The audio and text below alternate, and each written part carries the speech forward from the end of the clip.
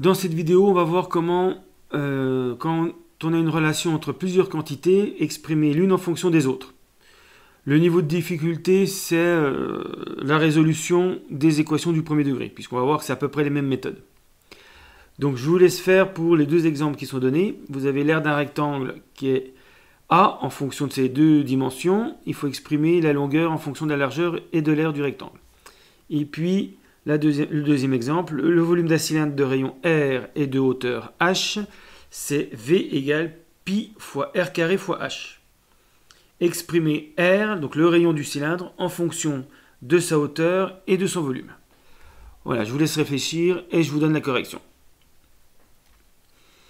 Alors, pour le premier, A égale grand L fois petit l. Donc là, l'inconnu, c'est comme si on prenait X, l'inconnu grand L. Donc je vais le mettre plutôt à gauche. Grand L fois petit l égale A. Je n'ai pas transposé, j'ai simplement inversé les deux égalités. Alors, c'est comme quand vous avez 2x égale 5, vous faites x égale 5 demi. Ou à x égale b, plus généralement, x c'est b sur a.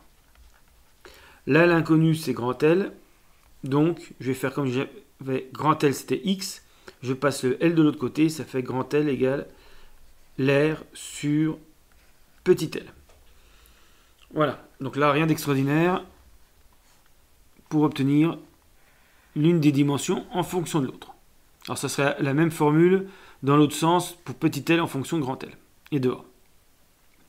Pour le deuxième, là c'est un peu plus compliqué, le volume c'est pi r carré fois grand H.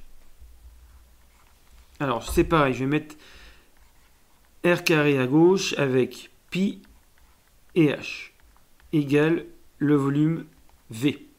Là aussi, je vais garder r carré à gauche. Là, j'ai un produit avec un nombre.